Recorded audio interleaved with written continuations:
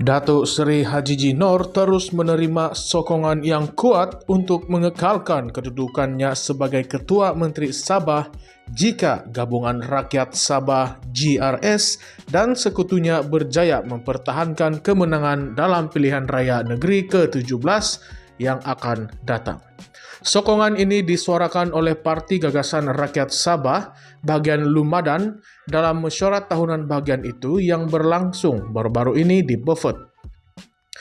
Pemimpin bahagian tersebut, Mazlan alias Johari Manan, dengan jelas menyatakan bahawa ahli-ahli gagasan rakyat di Lumadan akan terus berdiri teguh di belakang Hajiji, yang juga merupakan presiden parti mereka dan pengerusi GRS untuk kekal sebagai Ketua Menteri Sabah selepas PRN 17. Mazlan memberikan 3 sebab utama mengapa kepimpinan Hajiji terus dikekalkan.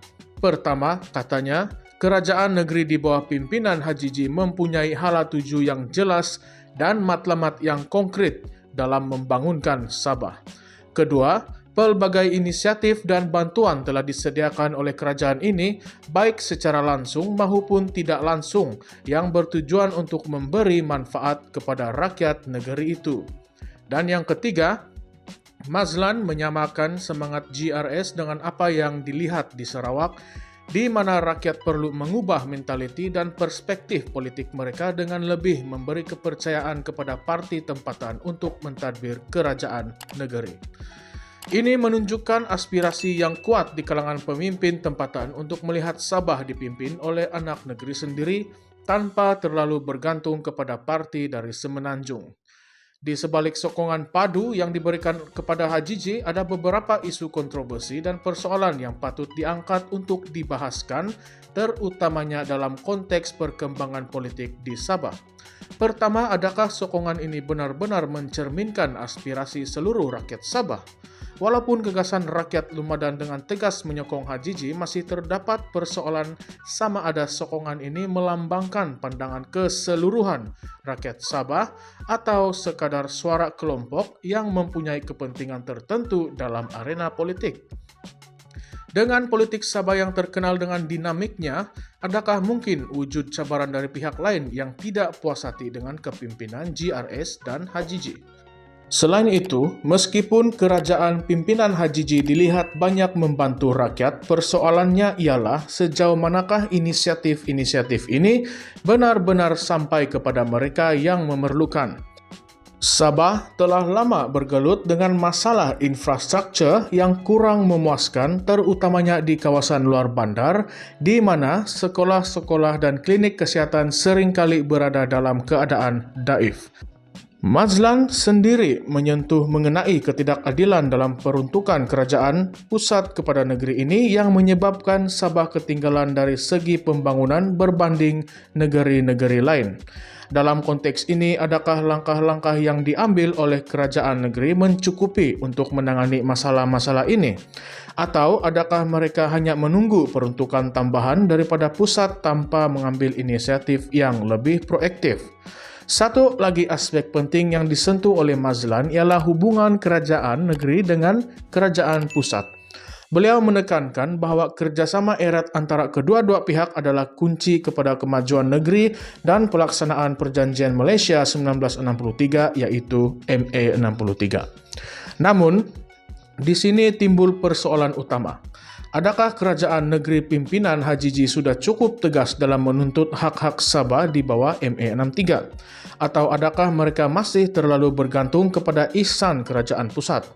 Walaupun ada jaminan bahawa pelaksanaan MA63 akan terus dituntut, kenyataannya ialah masih terdapat beberapa tuntutan yang masih belum dipenuhi sepenuhnya. Apakah langkah-langkah yang lebih konkret yang akan diambil oleh kerajaan negeri untuk memastikan tuntutan ini dipenuhi, terutamanya dalam hal peruntukan ekonomi dan pembangunan infrastruktur? Selain isu MA63, hubungan dengan kerajaan pusat juga menyentuh soal pembahagian peruntukan daripada kementerian-kementerian persekutuan. Seperti yang disebutkan oleh Mazlan, ketidakadilan dalam pembahagian peruntukan ini telah menyebabkan Sabah ketinggalan dalam banyak aspek, termasuk infrastruktur asas seperti jalan raya, bekalan air, dan elektrik.